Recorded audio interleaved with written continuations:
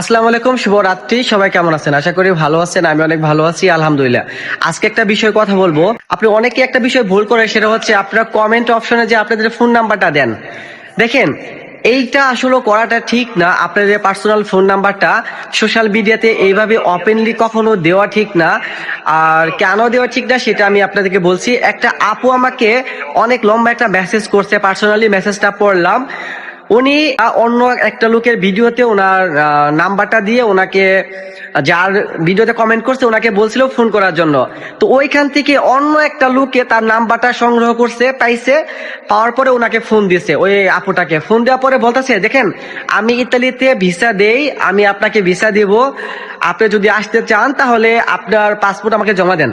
তো মেয়ে মানুষ সহজ সরল বলছে আর বিশ্বাস করেছে। করার পরে পাসপোর্টটা জমা দিছে। জমা দেওয়ার পরে 2 দিন পরে ফোন দিছে যে এখানে জমা দিলে আপনার বাংলা টাকা 10,000 টাকা লাগবে, আপনি 10,000 টাকা বিকাশ করেন। তো যে এই মেসেজগুলো করছে, উনি আবার টিকটকে নাম দিছে ইতালিয়ান প্রবাসী।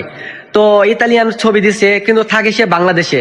তারপর কি করছে, ওই আপুটা সহজ সরল মনে তাকে 10,000 টাকা তাকে বিকাশ করে দিছে। বিকাশ করে দেওয়ার পর থেকে তারপরে ওনাকে ব্লক করে দিছে। উনি আর ওই নাম্বারটাকে সে ফোন দিতে পারে না, এবং হচ্ছে ইমোতেও সে ফোন দিতে পারে না। তারপরে আমাকে মেসেজ করছে, দেখেন ভাই এরকম পরিস্থিতিতে পড়ে গেছে, তো এখন করণীয় কি? আমি পরে ওনাকে বলছি যে আমি এখন কি করব? আপনি ভুল মানুষকে টাকা দিচ্ছেন, ধরা খাইছেন, তো এখানে তো করার কিছু নেই।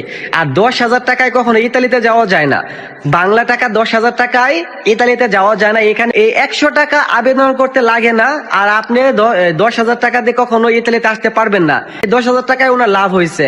তো এরকম ভুল কখনোই করবেন না, কারোর কমেন্টে যে আপনাদের পার্সোনাল ফোন নাম্বারটা দিবেন না। আর ইতালির বিষয়, এই 5,000, 10,000, 15,000 টাকায় যে আপনাকে ইতালিতে নিয়ে আসবে, এটা আসলে সম্পূর্ণ মিথ্যা কথা। এরকম কোনো চক্করে পড়বেন না।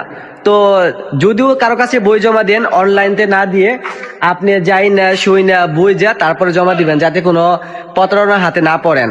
তো আশা করি বুঝতে পারছেন। ভালো আছেন, ভালো থাকবেন, সবাই সুস্থ থাকবেন। আসসালামু আলাইকুম।